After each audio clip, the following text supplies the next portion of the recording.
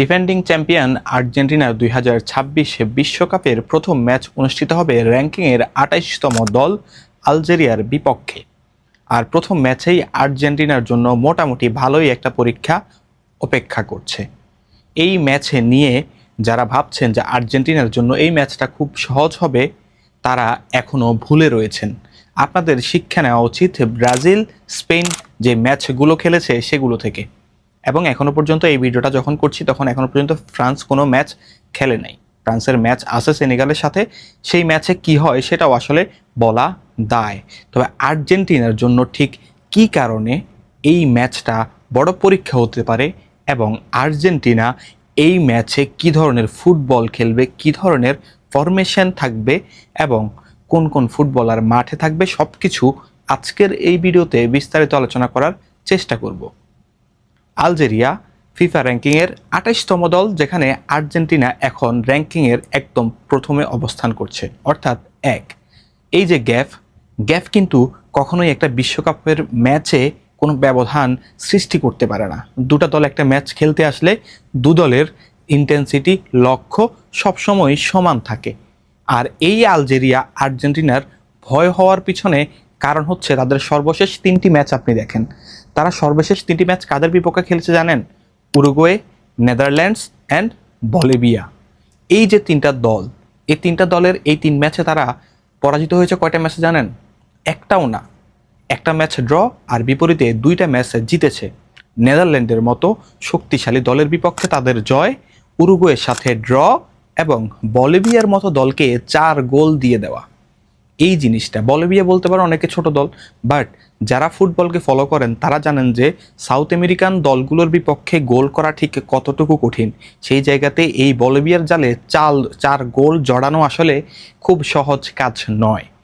এই জন্য এই জায়গাতে তাদের যে আত্মবিশ্বাস, তাদের যে টিম প্লে, সব কিছু মোটামুটি ভালো পর্যায়ে রয়েছে এবং আর্জেন্টিনার জন্য থ্রেট। এবং আর্জেন্টিনা তাদের প্রথম ম্যাচে বিশ্বকাপের গতবারও যে একটা ব্লেন্ডার করে বসছিল, এই ম্যাচেও আসলে খুব সহজ হবে না। এই ম্যাচটাও আর্জেন্টিনার জন্য এবং গুরুত্বপূর্ণ একটা ম্যাচ। এই ম্যাচ দিয়ে আর্জেন্টিনার অনেক কিছুই বোঝা যাবে। এই ম্যাচে আর্জেন্টিনা ড্র করে ফেলতে পারে তাদের সাথে। মানে এটা আমি আসলে বলছি যে আপনি ম্যাচেই সেটা বুঝতে পারবেন আসলে কি কারণে বলছি। তবে আমি শুরু থেকে একটা কথা বলছি যে অনেক শক্তিশালী দল, অনেক শক্তিশালী স্কোয়াড এই বিশ্বকাপে ঘোষণা হয়েছে, কিন্তু আর্জেন্টিনার এই দলটাকে সবচাইতে বেশি যে জিনিসটা ফেস করতে হয়েছে সেটা হচ্ছে তারা নাকি অন্য দলের তুলনায় অনেক বেশি স্ট্রং না। বাট তাদের ওই যে একটা জায়গায় এসে সবার চাইতে তারা এগিয়ে রয়েছে, সেটা হচ্ছে তাদের টিম কম্বিনেশন এবং তাদের ইন্ডিভিজুয়াল প্রত্যেকটা ফুটবলার ম্যাচ জয়ের জন্য জাতীয় দলের জার্সিতে যেই নিজেদের সব কিছু উজ্জ্বল করে যেতে পারে, এটা সবার থেকে আলাদা। আর এই কারণেই আর্জেন্টিনা এই ম্যাচে টপকে যেতে পারে। তবে এই ম্যাচের ফলাফলও খুব একটা বেশি বড় হবে না। তবে এখন যদি আমরা কথা বলি আর্জেন্টিনা ঠিক কোন দল নিয়ে, কোন ফরমেশন নিয়ে আলজেরিয়ার বিপক্ষে খেলতে নামবে, লিওনেল স্কালোনি এখনো পর্যন্ত 2টা ফরমেশনে এই দলটাকে ট্রেনিং করিয়েছে। যেহেতু কিছু প্লেয়ারের একটু ইনজুরি সংখ্যা রয়েছে, মানে পুরোপুরি ইনজুরি না, আবার পুরোপুরি ফিটও না। সো সেই জায়গাতে আর্জেন্টিনাকে 2টা ফরমেশনে আপনারা দেখতে পারেন। একটা হচ্ছে 3 ম্যান ব্যাকলাইন নিয়ে 3-5-2, যেখানে 3টা সিবি থাকবে, উপরে 5টা ডিফেন্স থাকবে, 5টা মিডফিল্ড থাকবে, উপরে 2জন স্ট্রাইকার থাকবে। যেখানে 5টা ডিফেন্সের মধ্যে, 5টা মিডফিল্ডের মধ্যে হচ্ছে যে 2জন উইং ব্যাক, কোনো ফুল ব্যাক থাকবে না, কোনো উইঙ্গার থাকবে না, থাকবে 2জন উইং ব্যাক। আর আরেকটা অপশন হচ্ছে সেটা হচ্ছে 4-4-2-তে যাওয়া। এখন 4-4-2-তে যাওয়াটাও অনেকটা নির্ভর করতেছে তাগলিয়াফিকোর ফিট হয়ে ওঠার উপরে। এবং তাগলিয়াফিকো ফিট না হলেও মেদিনাকে দিয়েও 4-4-2 আর্জেন্টিনা শুরু করাতে পারে। তবে একটা জিনিস কি জানেন, আর্জেন্টিনা 3-5-2 যেই এটা মোটামুটি মিড ব্লক একটা ফরমেশন, এই 3-5-2 এর এই ফরমেশনটা আর্জেন্টিনা, আমার যতটুকু মনে হয়, অনেকের মনে হচ্ছে যে এই প্রথম ম্যাচে মনে হয় আর্জেন্টিনা এই ফরমেশনটা দিয়ে খেলাবে বা এই একাদশটা দিয়ে খেলাবে না। আমার থেকে মনে হচ্ছে যে আর্জেন্টিনা এই ফরমেশনটা ভালো এবং তুলনামূলক স্ট্রং প্রতিপক্ষের বিপক্ষে ব্যবহার করবে। এছাড়া আর্জেন্টিনার 4-4-2-এই যাবে। এখন যদি আমি 4-4-2-এ ফুটবলারদেরকে ধরি, তাহলে হচ্ছে 2জন সেন্টার ব্যাক। আমার এখনো পর্যন্ত যতটুকু শোনা যাচ্ছে লিসান্দ্রো মার্টিনেজ এবং কুতি রোমেরো সেন্টার ব্যাক হিসেবে শুরু করবে, রাইট সাইডে মলিনা শুরু করবে, লেফট সাইডটাতে এখনও শঙ্কা রয়েছে তাগলিয়াফিকো নাকি মেদিনা। তবে তাগলিফিকো যদি পরিপূর্ণ ম্যাচ খেলার মতো অবস্থায় না থাকে তাহলে হয়তোবা ফার্স্ট হাফে আমরা মেদিনাকে দেখব, সেকেন্ড হাফে তাগলিফিকোকে দেখা যাবে। আর যদি মিডফিল্ডে আসি তাহলে এনজো, ম্যাকালিস্টার, ডিফল এই তিনজন থাকবে এবং তাদের সাথে আপনার লেফট সাইডে আসলে কোন ফুটবলার থাকবে সেটা নিয়ে একটু এদিক সেদিক আসলে থাকে। সেই জায়গাতে কি এই আলমাদাকে রাখবে নাকি নিকো ফাসকে রাখবে? তো আমার মনে হয় এই জায়গাতে নিকো ফাসকে এগিয়ে রাখার সম্ভাবনা বেশি। আর উপরে দুজনের স্ট্রাইকার, তবে প্রথম থেকে আমার মনে হচ্ছে যে মেসি এবং আলভারেজ শুরু করবে। তবে অনেকের মতেই আলভারেজ না, লাউতারো মার্টিনেজ স্টার্ট করবে আগের বিশ্বকাপের মতোই।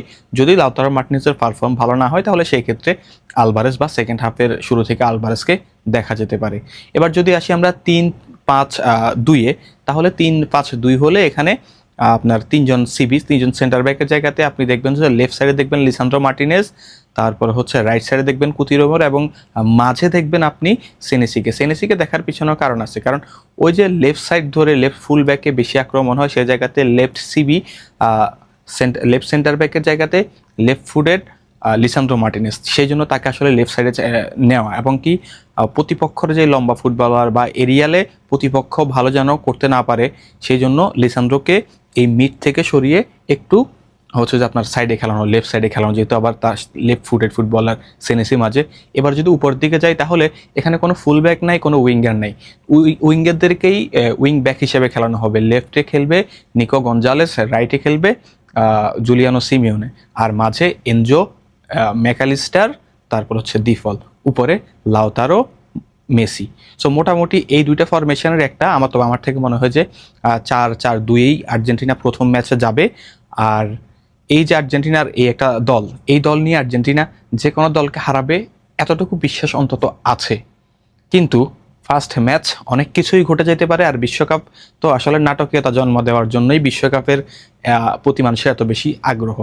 তবে আমার মনে হয় যে এই ম্যাচ আর্জেন্টিনা যদি ফার্স্ট হাফ থেকে নিজেদের বল কন্ট্রোল, টেম্পো এবং টিম কম্বিনেশন ঠিক রাখতে পারে এবং ফুল ফিট একাদশ নামাইতে পারে, তাহলে এই ম্যাচে আর্জেন্টিনা 3-1-এ জিততে পারে। আর এছাড়া 3-2 ম্যাচটা হইতে পারে। তবে আমি এই ম্যাচকে আর্জেন্টিনার জয়ের দিকেই দেখছি, ড্রয়ের দিকে যাচ্ছি না। তবে হ্যাঁ, ম্যাচটা যথেষ্ট কম্পিটিটিভ হবে। আপনার কি মনে হয়, এই ম্যাচ নিয়ে আপনার কি ধারণা, সেটি কমেন্ট বক্সে জানিয়ে দিতে পারেন। দেখা হচ্ছে পরবর্তী ভিডিওতে। ভালো থাকবেন, সুস্থ থাকবেন। আসসালামু আলাইকুম।